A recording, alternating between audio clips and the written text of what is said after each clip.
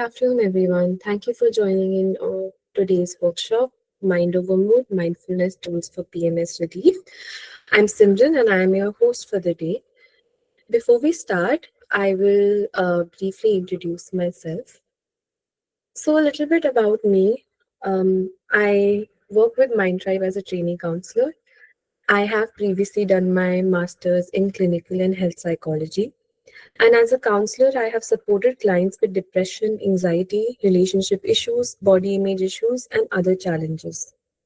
I strive to make the therapeutic space a safe and a non judgmental one. And together, we can make therapy a space where you heal, grow, and overcome your hardest challenges. Now, before we start, I would also like to share that I'm joined in with my co host for the day, Stuti. Stuti, would you like to take over and introduce yourself briefly? Sure, Simran. Hello, everyone. Thank you all for joining in for today's workshop. I'm Stuti Kar and I work at Mind Tribe as a psychologist. And I'm glad that you all are able to take away something really useful from today's workshop. Before we start, I'll just briefly give you some ground rules. First of all, everyone is supposed to keep their mics on mute and their camera should be off at all times. If there is any doubt or anything that you want to ask or share, you can raise your hand, and when you're allowed to speak, you can surely go ahead. Over to you, Simran. All right. Thank you so much, Sati. Before we start, I'd also like to share a disclaimer with everybody. So, recording, transcribing, or capturing any part of this group therapy session is strictly prohibited. This includes the use of transcription tools, screen recordings, screenshots, or any other form of documentation. The content shared in this session is the intellectual property of MindDrive. Unauthorized recording, reproduction, or distribution is not allowed. Please note that the violation of this policy may result in removal from the session to protect the confidentiality of the group. Also, to briefly reiterate the ground rules as Tuti shared with everyone, please mute your microphone unless asked a question and turn off your cameras. Use the raise hand button if you have any questions, and questions can be sent via the chat box. They will be answered after each workshop segment. Okay, everyone. So now let's start with the workshop. Let's start with just looking at the list of contents. These are the things that I will be covering in today's workshop. We'll start by briefly talking about what is PMS and how it impacts our body over different age phases of our life, what is mind and body connection, mindfulness, and components of mindfulness that can be helpful for you during your PMS relief cycle. All right. So let's start with a little icebreaker question. I would like to know from you, what is one word that describes how you usually feel before your period? You can use the chat box or raise your hand and we can have an interaction going on.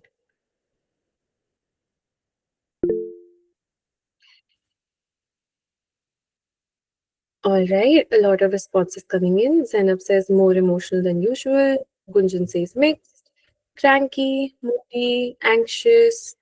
Someone said, I experience severe body pain and it starts before a month. Sad, mood swings, irritable, irritability, mood swings, bloating. Right.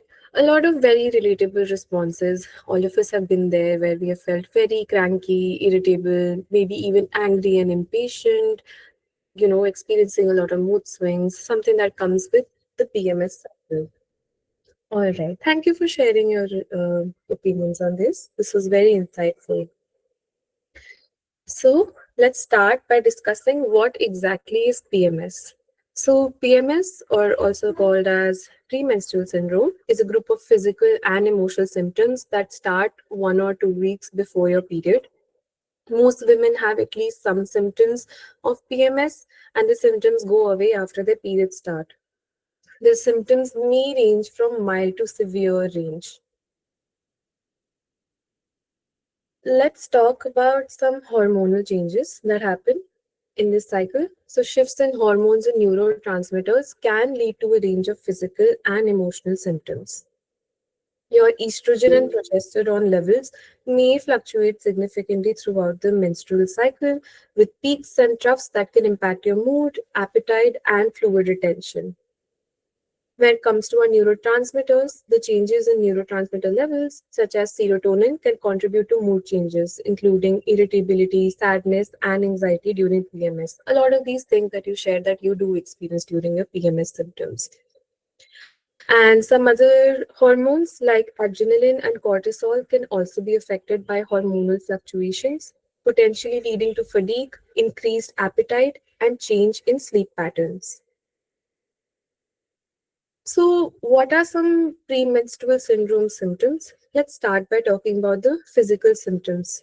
So, during PMS, fluctuating levels of estrogen progesterone, along with shifts in your hormonal changes, can lead to a range of physical and emotional symptoms.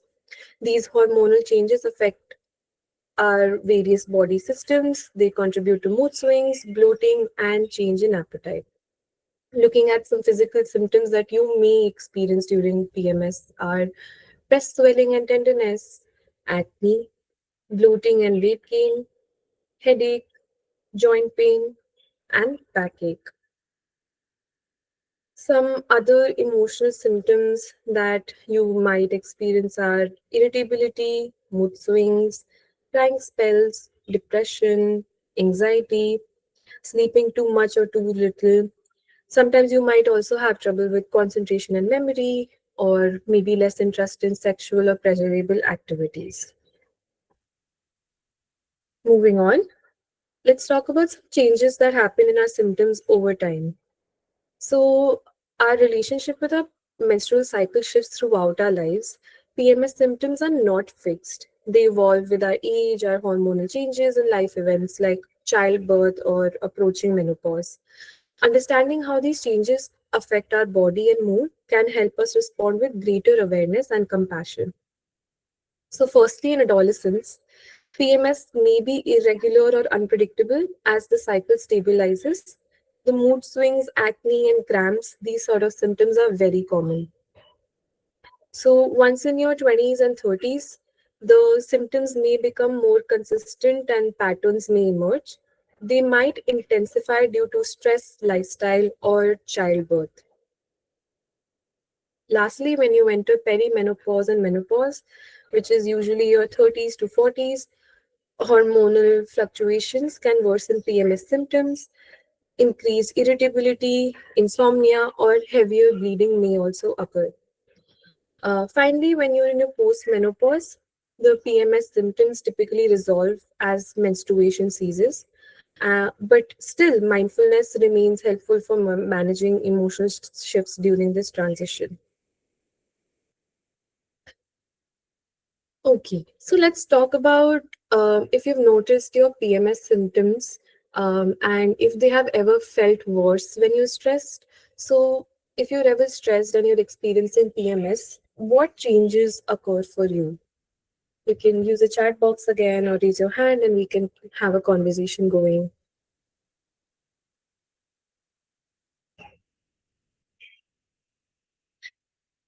Right, I will go a little slow. Thank you for your feedback.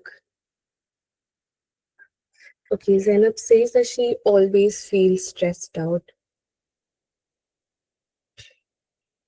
I think somebody raised their hand. Yes, Trisha.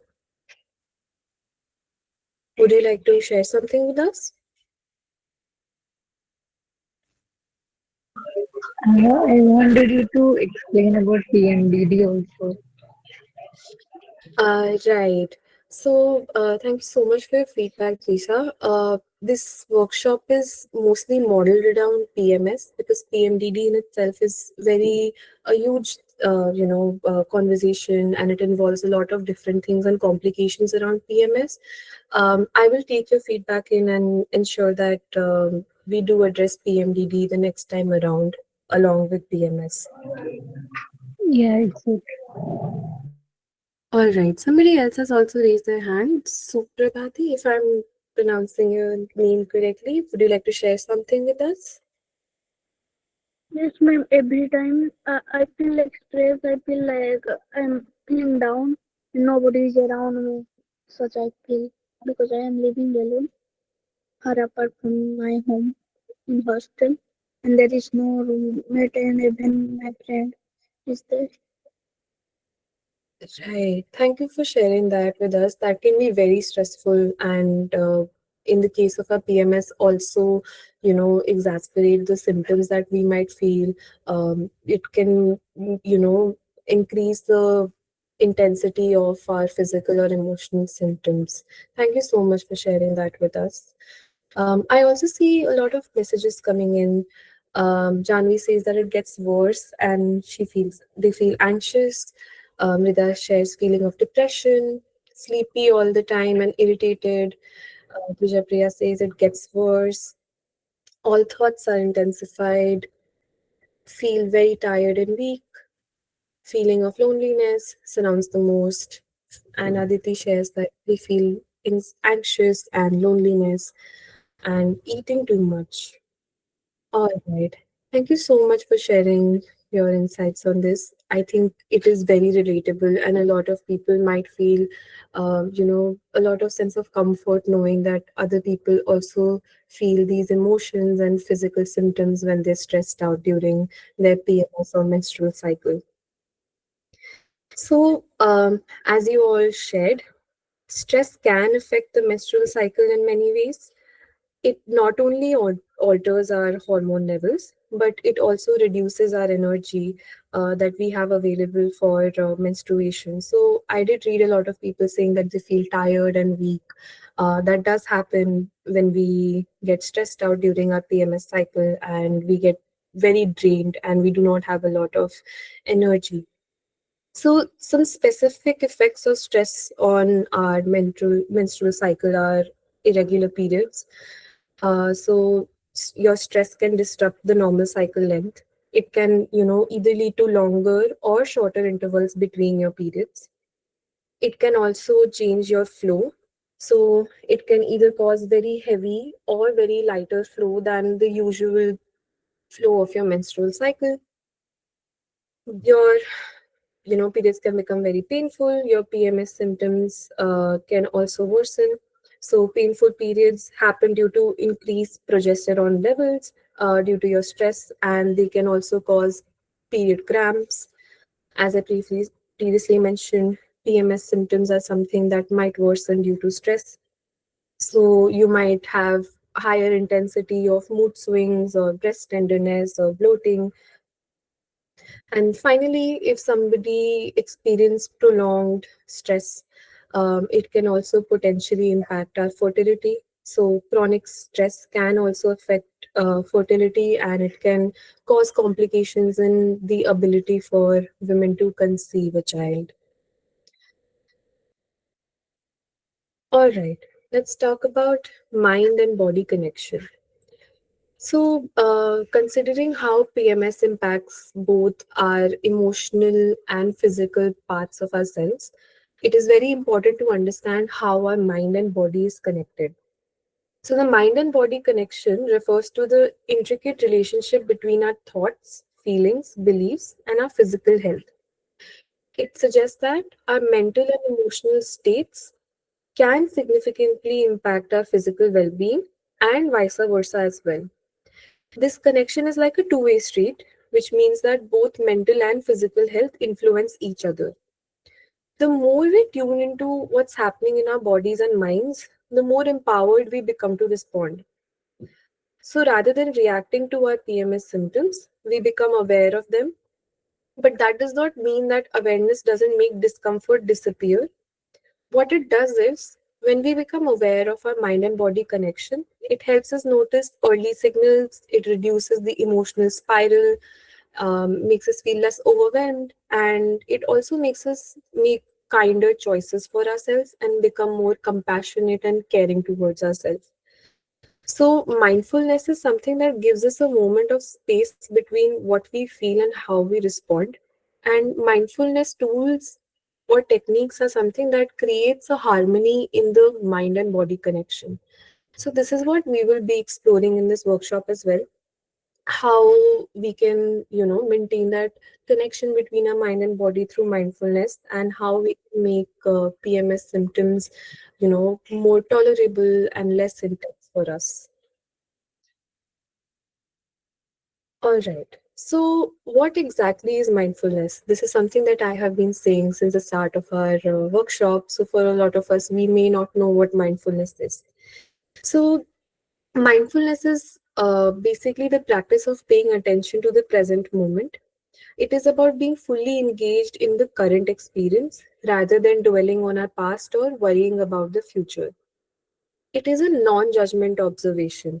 It involves observing your thoughts, feelings, and bodily sensations without attaching labels or judgments to them. For example, you may say that, I'm feeling good today or I'm feeling bad today. Instead of that, you just sit in that moment and you think about how you're feeling. That is how we cultivate that sort of mind and body connection within ourselves. Uh, how mindfulness works is that it focuses on our sensory input, which means that it involves focusing on our senses to enhance our awareness of the present moments, such as noticing the sights around us, sounds, what we might be smelling or what we might be tasting, or the textures that we can feel around us, or even the sensations of our body. Do we feel like our muscles are tensed? Do we feel relaxed? Do we feel pain in a particular part of our body? Or are we at ease right now? So, mindfulness, the aim of mindfulness is to cultivate attention. Mindfulness can be developed through practices like meditation, where you focus on your attention on a specific object, or even like very simple suggestions, like simple sensations, like even your breathing. Let's focus on a little bit of science behind mindfulness. So, mindfulness, how it works is that it activates our prefrontal cortex, which is our brain's rational or logical center, and it helps regulate our emotional responses. It also reduces the activity in amygdala, and amygdala is that part of the brain which is responsible for giving out the stress or fear responses or reaction. So, reducing the activity in amygdala reduces the amount of stress you may feel. And practicing mindfulness also increases your heart rate variability, which is a sign of better stress resilience. It also supports your parasympathetic nervous system, which is basically lowering your cortisol levels, which means that cortisols are basically these sort of hormones that are secreted in our body that are responsible for rest and digestion, but it also regulates the kind of stress that we feel. So, when you practice mindfulness, it lowers your cortisol levels, which also means that it will also reduce the anxiety or tensedness that you might feel in that moment. So, let's look at some benefits of mindfulness. Mindfulness practices offer numerous benefits for our mental health and physical health, and it also enhances our overall well being. So, when it comes to some psychological benefits or your mental health benefits, mindfulness can help you reduce stress and anxiety. It can also help you improve your focus and attention. It enhances your emotional regulation. You have a better self awareness. It might also help in reduction of symptoms of depression. And in a lot of cases, it also helps you feel calm enough to improve your sleep cycle. When it comes to your physical health, it helps you lower your blood pressure levels. It sometimes helps in pain management, builds a stronger immune system, and improve quality of life. And it also helps in a potential slowing of cognitive decline, which happens as people start growing older. Some other benefits of your overall well-being that happen due to mindfulness are enhanced relationships. There's also increased compassion and kindness, not only towards other people, to ourselves also. And lastly, mindfulness also helps with greater appreciation for the present moment, which is living in your present, not dwelling over your stresses of the past or worrying about the uncertainties of your future. All right. So, Just like those moments on YouTube when a quick ad pops up, we have a short ad break for you. Don't worry, we will be quick with this and then we'll resume with our workshop. So, what is one on one counseling? So, one on one counseling is a personalized, confidential session between a client and a trained therapist. It offers you insights into your thoughts, behaviors, and emotions, which helps you in your personal growth, and also addresses specific issues and give you some problem solving techniques and tips. Lastly, it helps you with goal setting, which helps you work towards your personal and professional goals with the support of a counselor.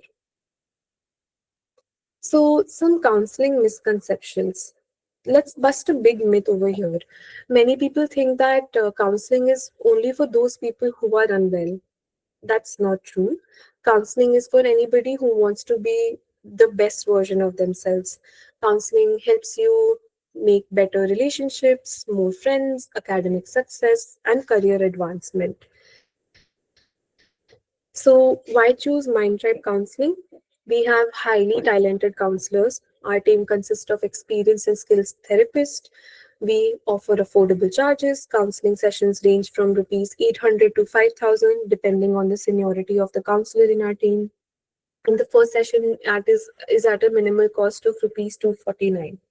Once you're more comfortable, you can invest in our budget friendly counseling packages as well. So, before we jump back into our main presentation, feel free to ask any questions regarding counseling. Just in case you would like to connect with me or Stuti later, you can also reach out to us on our profile and contact details that we'll share with you after the workshop. Does anybody have any questions? Okay. Hi, Vrida. So, Vrida asked, what are budget friendly packages?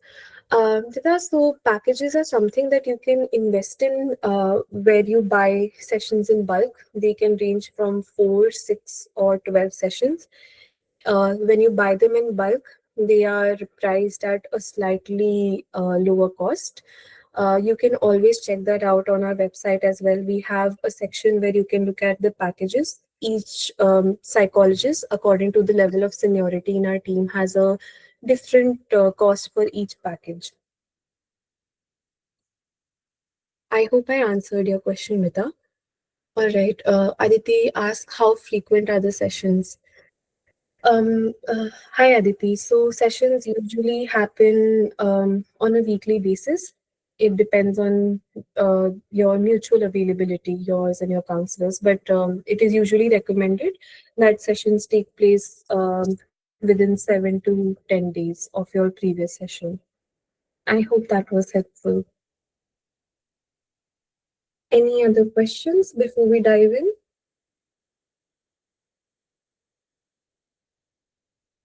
All right. If anybody has any question that pops up, you can always connect with us later. I think somebody has raised their hand. Yes, please go on. Hello. Hi, yes. हाँ ma'am actually आपके यहाँ ऐसे like one two one section available है. So sessions online होते हैं and yes, they are one to one. They happen over a Google Meet, just like right now as we are meeting, and it happens over a video call where you talk personally to a counselor in our team. Did I answer your question? Yes ma'am, thank you. All right, thank you. Hi Aditi. Sorry, the organization is completely online based, so we don't have any in-person sessions as of now available. All right, then let's move on. As I said, you can always reach out to us later on after the workshop if you have any other queries. So let's resume with our workshop. Let's talk about how mindfulness can specifically help you during your PMS. So, during your premenstrual phase, hormonal shifts are happening in your body. Your estrogen is dropping, your progesterone is rising, and it can increase a lot of sensitivity and irritability, even fatigue, as we had discussed before. So, how mindfulness helps is that it helps you observe your emotions without reacting impulsively. It offers the space between your feeling and the reaction that you might give out in interactions or conversations. It also encourages a lot of body awareness.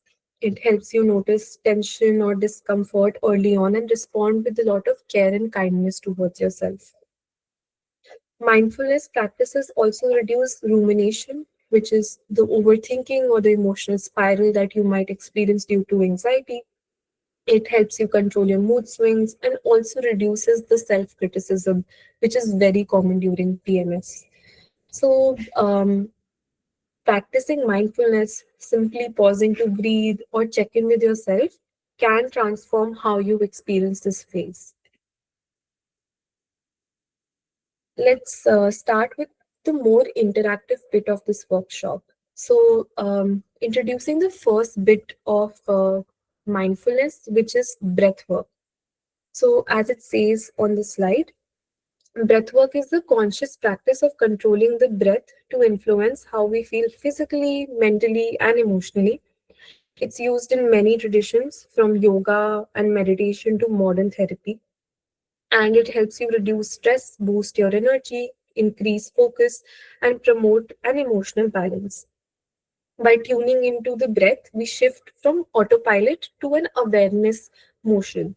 It's a tool we always carry with us, and it makes us the most accessible mindfulness practice that is available to us. So let's start by looking at the first technique. I hope we can practice this right now. It's a very easy technique and it's called the box breathing technique.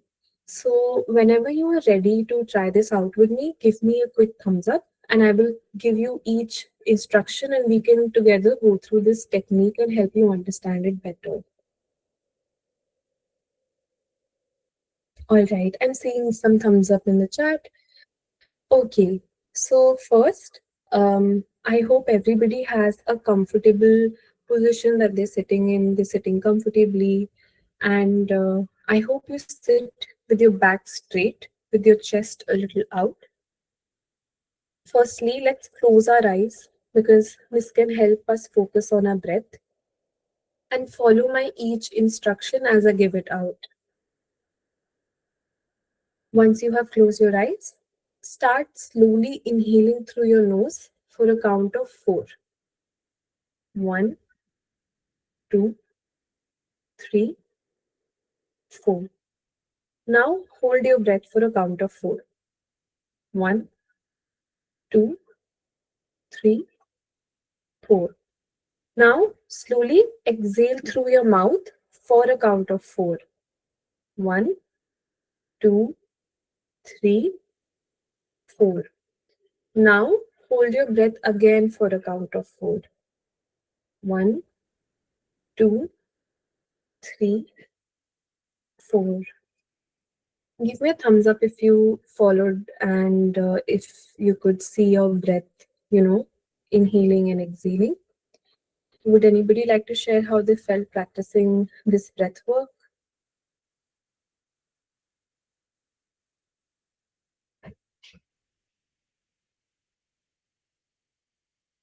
Okay. Aditi says calmer. Anushka says a little relieved, at ease, relaxed. Okay, thank you so much for sharing, guys. I'm glad that you feel a little calmer and a little more relaxed. Box breathing technique is a breathing exercise that you can practice anytime because, as I said, it's a very accessible thing. We're always breathing, it helps us calm down and unwind. And we only practiced a cycle of this, but you can always do this, repeat this cycle for as long as you feel comfortable.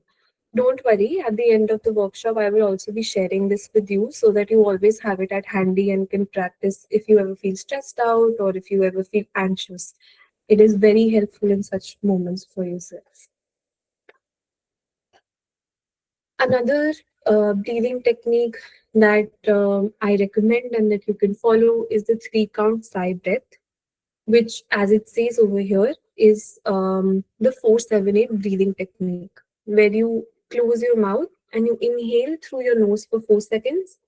You hold your breath for a count of seven, and then you exhale completely through the nose for 8 seconds.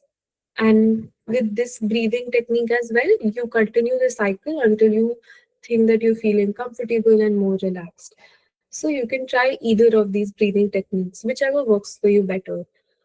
As I said, I will be sharing these things at the end of the session with you, so don't worry, it's not something that you have to memorize right now. Okay, then let's move on. Let's talk about another mindfulness technique, which is journaling. So, journaling is a mindfulness practice that helps bring awareness to our inner experience. It can, as I said, help you bring awareness. Writing slowly your thoughts, it helps you observe your emotions rather than, getting swept away in them. It creates a safe space to explore what you're feeling and why you're feeling that. And over time, journaling helps you reveal patterns in your mood, symptoms, and the kind of self talk or self criticism that you may be indulging in, which helps you offer a lot of clarity and insight. You don't have to write a whole page for journaling. Even a few lines a day can strengthen the self understanding and emotional balance that you may need. So, how does journaling specifically help PMS? It helps us identify our emotional patterns. By tracking your feelings over time, you begin to notice the consistent emotional shifts tied to your cycles. It also helps us support emotional release because writing creates space to express and process the overwhelming thoughts or mood swings that we might be experiencing. And it helps us process all of these overwhelming emotions without any judgment and more kindness to ourselves. Mindfulness also helps us track our symptom trends. So regular entries, a lot of us might be using a lot of, PMS trackers or period trackers. They can, help you see what trigger or soothes your specific symptoms. It can empower you to prepare and respond more effectively to such symptoms. And lastly, mindfulness journaling is something that can encourage self compassion because reflecting mindfully reduces shame or guilt around how we are feeling, and it helps us build a more supportive inner dialogue. All right, I think somebody asked how to start journaling. Okay, that's a great question, Kritika, and that is something that we will talk about over here. We can start off with very small journaling prompts. So let's discuss this in the chat box right now. So, what sensations are you feeling today? Anybody would like to share some physical sensations or emotionally? How are we feeling today? How are we doing this morning?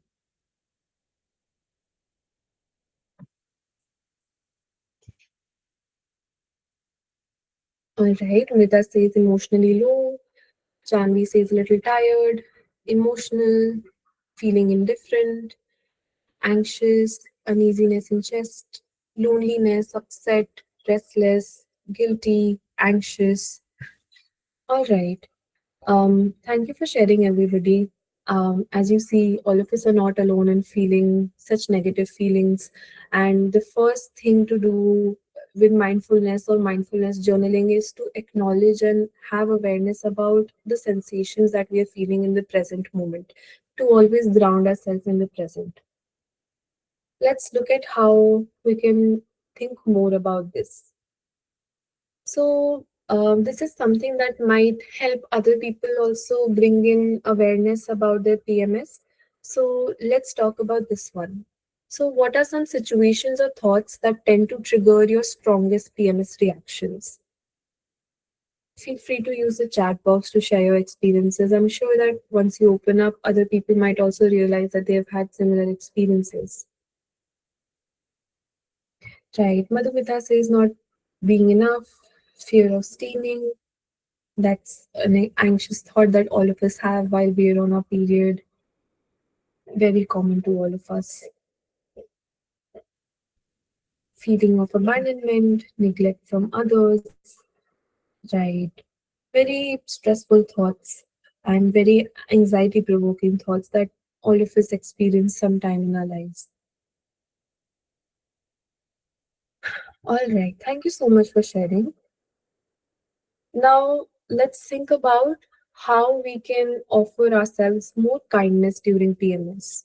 So, what are some self care techniques or self care practices that you have in place which help you feel a little better during PMS or even in general? When you practice something, it offers you more compassion towards yourself.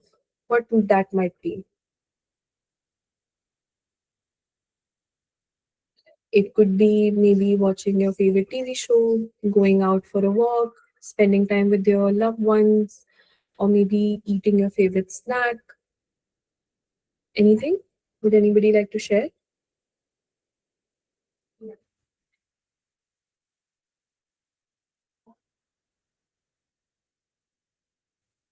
All right, Madhumita says, I think for me, crying and friends. Right. Sometimes crying does help us release a lot of pent up tension and anxiousness. Hugging my dog. Right. Hugging our loved ones and our pets can be a helpful way to release a lot of tension, and it can also offer us a lot of kindness and compassion. Janvi and Sunanda say sleeping. Yeah. PMS symptoms sometimes may be too much to handle, and sleeping might be a good way to distract ourselves and shut off our brains for some time. I think somebody had raised their hand. Yes, Reju, would you like to share something with us? Yes, so I was in my PMS time this whole week, so this workshop has really been great to attend during this time. I Right. still remember and I thank Mind Tribe because every time I wanted to sort out something, the notification for that particular issue pops up in terms of notification, sorry, in terms of workshop or as group therapy. So Right. during PMS, what I find effective to tackle my emotions or stress is that, of course, I do journaling. And mostly I sit with all the uncomfortable emotions, giving space within myself to feel it completely. Because many a time, whenever I used to share it with elders or something, they would casually dismiss it, telling that it is common for everybody. But all we wanted is to have a space, a safe space to vent and get it validated or get it acknowledged. So if nobody is doing that, I'm doing it for myself so that I can really feel how I release those emotions by feeling it. And I cry, as many people already pointed out. Whenever I feel like crying, I don't find it as a sign of weakness. Instead, I cry, and then the amount of relief that I feel after having many spells of crying is really commendable. Thank you for giving me an opportunity to share this. Right. Thank you so much for opening, Riju. I'm sure you sharing your experience with these difficult times can be helpful for other people to find that comfort in having that space to accept their feelings, to sit with them, and also, as you said, sometimes cry. Not judge ourselves when we are crying because crying does help release a lot of tension. It also gives us some calmness, which can give us some clarity in exchange. So thank you for sharing that with us. And I hope as we move forward, you find these workshops even more helpful for you and you can, be there for yourself in other healthy manners as you're already doing for yourself. So I'm really glad and really thank you so much for sharing your experience. And I hope, it's very helpful for people as well. All right, moving on. So these are some journaling prompts that can help us bring in a lot of awareness about how we are feeling in the present moment, how we can tackle such overwhelming emotions or maybe, some physical symptoms and, become more solution oriented and more kind to ourselves. Again, I will be sharing these journaling prompts. Somebody had asked previously how we can start journaling. So a great tip to start journaling is to start small. Start with very specific questions centered around our emotions and our feelings. which can help us bring more clarity. And maybe just start by writing 2 or 3 lines. We should not overcommit by writing maybe a whole page out or maybe a paragraph, something that is more easier for you to do, maybe even like one word. And a lot of people have checklists or color coded journals where they put in entries according to a color. So, very briefly, like these 3 prompts, maybe you could pick them up and use them for yourself to bring in more self awareness and kindness to yourselves. And yeah, I hope these prompts are helpful and you can use them in future for yourselves. All right. So moving on to the last bit of this workshop, another mindfulness technique that is helpful is gentle movement. And gentle movement is a very powerful way to support our body, especially during PMS. It helps us release a lot of built up tension because of PMS. We might feel a lot of tension in our muscles, which can be caused due to the stress or the even the cramps that we might have. It also helps us boost endorphins, which helps us lift our mood and reduce the irritability or crankiness that we might feel during PMS. It also helps us improve our circulation, which can also ease the bloating and the fatigue. And lastly, it encourages your body connection. It basically shifts your attention away from the discomfort that you might be feeling and focuses on bringing in awareness about your body. So, even 5 to 10 minutes of slow and intentional movement can create a sense of relief and grounding. So, I have a few techniques or stretchings that might help you during your PMS, especially with sometimes you might feel a lot of tension built up due to our cramps that we might experience during PMS. So, one of this is your cat cow stretch. This is a visual representation of how you practice it. It happens in a cycle. So, basically, what you do is you inhale deeply while curving your lower back and bring your head up. Then you tilt your pelvis up like a cow. Then you slowly exhale deeply and bring your abdomen in, arching your spine and bringing your head and pelvis down like a cat. So, this cat cow stretch, you can repeat it several times, and it is very easy to do. And it does help in releasing a lot of muscle tension. And because your focus is on your abdomen specifically, it can help release a lot of tension that can be built up due to cramps in your body. A more soothing and relaxed pose is the reclined butterfly pose. Um, it is this pose where you have to lie on your back and you have to bring the soles of your feet together and let your knees fall gently apart, as shown in this photo in a triangular or like a diamond like shape. And then you have to place your hand either on your belly, on your chest, or stretch it out over your head, whatever feels comfortable.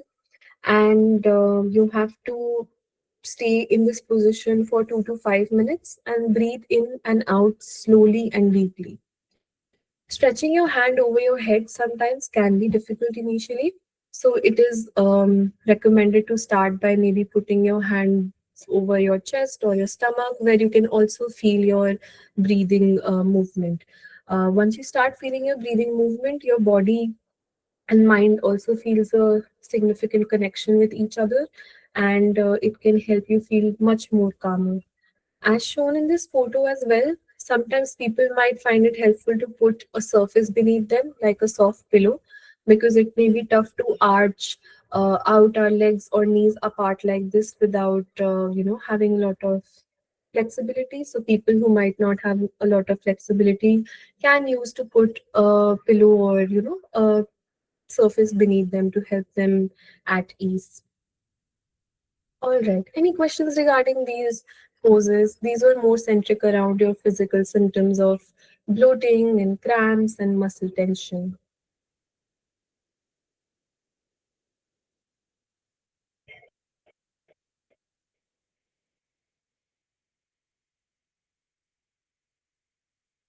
All right. We can move on then. So, coming to the last bit of our workshop today is this PMS mindfulness toolkit, which I will be providing you once this workshop is over. So, your PMS mindfulness toolkit is a simple, supportive set of practices you can return to throughout your cycle, especially during your PMS phase. It is designed to help you respond to emotional and physical changes with more awareness, calmness, and self kindness. And this toolkit is meant to be flexible. It is something you can adapt based on how you're feeling. Think of it as like a personalized set of tools which you can use for navigating PMS with more ease and balance. This is something that you can maybe put in additions to, or maybe tweak it according to your comfort. Let's briefly discuss the list of contents. So, the PMS mindfulness toolkit that I will be providing will include the breathwork techniques that I have suggested, which is the box breathing technique and the 3 count sigh breath. It will also include the journaling prompts, which will help you process your emotions and track patterns. The 3 journaling prompts that I had put in this workshop, the gentle movement suggestions to ease tension and connect with your body, and a few mindfulness trackers to help build consistency and insight. So I have a symptom tracker where you can, track your symptoms, of physical symptoms and emotional symptoms. With the help of your mood tracker, it can help you establish a lot of patterns and understand on which particular day of your cycle or which particular day before your cycle starts how you're feeling. And you can always complement this with your self-care checklist. These are some self-care techniques or to do things that you can practice and do to make yourself feel better during PMS. um, all right, so let's get to some Q&As if anybody has any questions.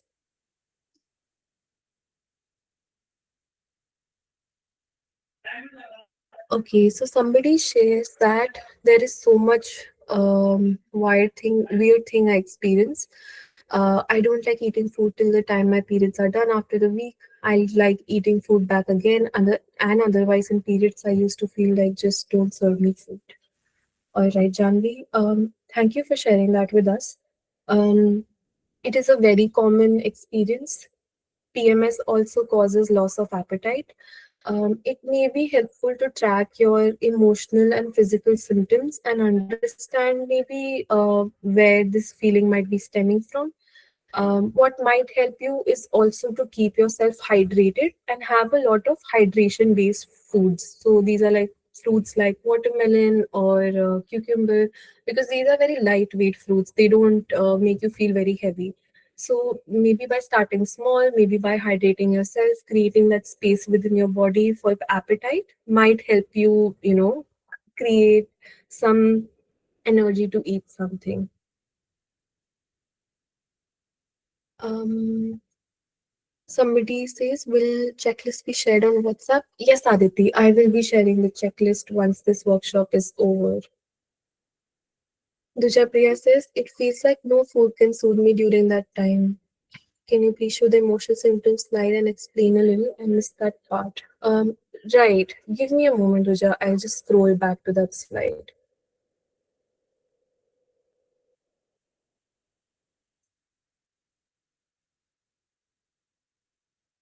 So these are some emotional symptoms that you may experience during your PMS. As written, it may be irritability, mood swings, crying spells, depression, anxiety, and it might also impact your sleep cycle, where you might be sleeping more or less than the usual time that you sleep. Madhumita says, is it normal to eat a lot of food and sometimes not feeling to eat at all? Right, Madhumita. So, as I shared previously, PMS does impact our appetite. Sometimes people feel eating more than usual, they have a larger appetite. And sometimes even the opposite might happen, where due to a lot of muscle tension, cramps, and even emotional symptoms of PMS, we are so overwhelmed that we might not feel like eating at all. So, in such a situation, the activities I did suggest, doing mindfulness breath work, or even journaling to understand what you might be feeling in the moment may give you some clarity and calmness, and may create this space to have an appetite and practice healthy practices during your PMS.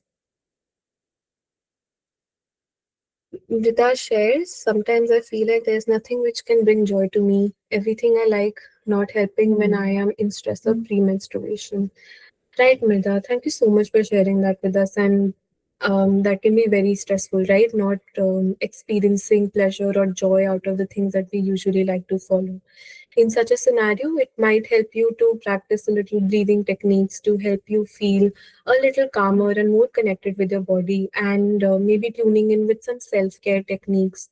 So, maybe going for a walk sometimes, or doing some skincare activities which might help you feel calmer and more connected with your body.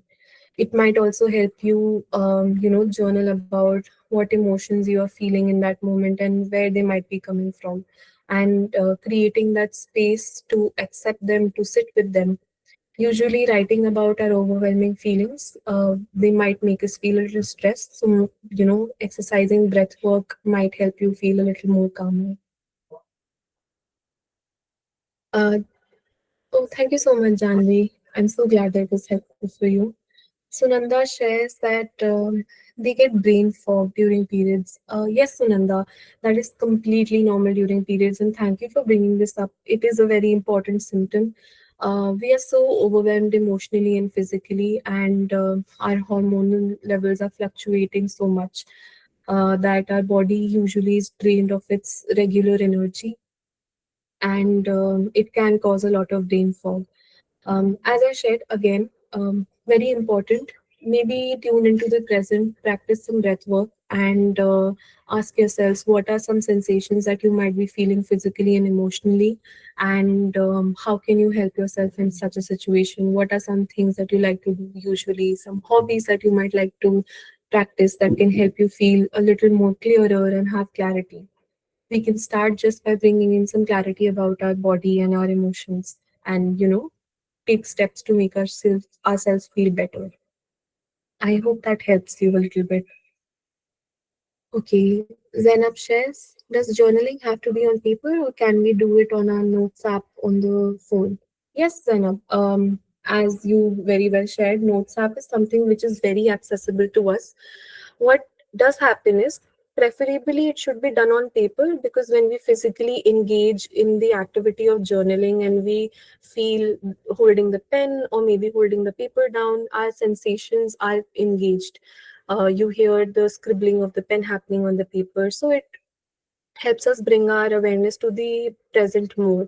But it might happen sometimes that we feel very overwhelmed to write on a piece of paper, or we might not have access to a pen or paper.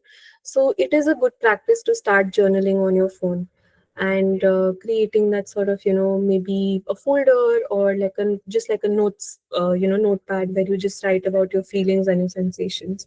It is a good practice, and thank you so much for bringing this up. I'm sure other people might also feel good knowing that Notes app is a good way and a good alternative to journaling. I hope that answered your question. Okay, Aditi says, in general, also, I'm not feeling like doing anything, restless and a failure, physically and mentally exhausted. I'm really sorry you feel that way, Aditi. It feels very stressful, and thank you so much for opening up and sharing this with us. Maybe try out one on one counseling and talk with the counselor in depth about this. Once they have more insight and clarity into why you're feeling so exhausted and stressed out, they can maybe help you understand what might be some techniques that help you to break this sort of chain. All right, Kritika says, I get menstrual migraine when I have severe stress. Uh, Hi, Kritika. So, something that might help migraine are ginger teas, or even turmeric milk. They are very helpful to bring in a lot of soothness and calmness, and it does help with a lot of um, physical symptoms that you may experience during your PMS. I hope that helps you in some way.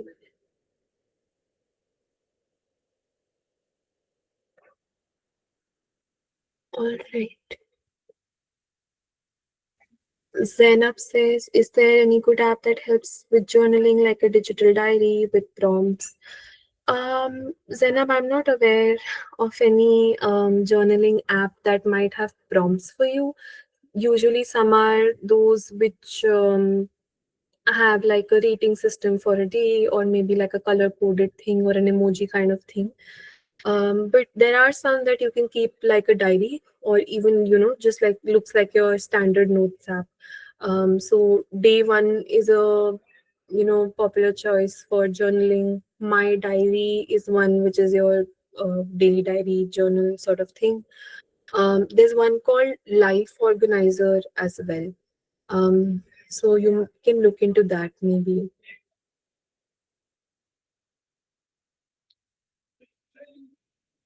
All right.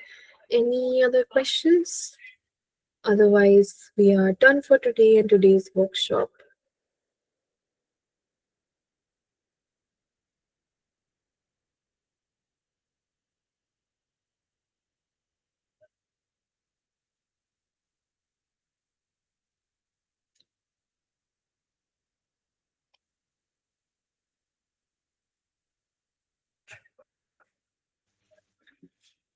All right then.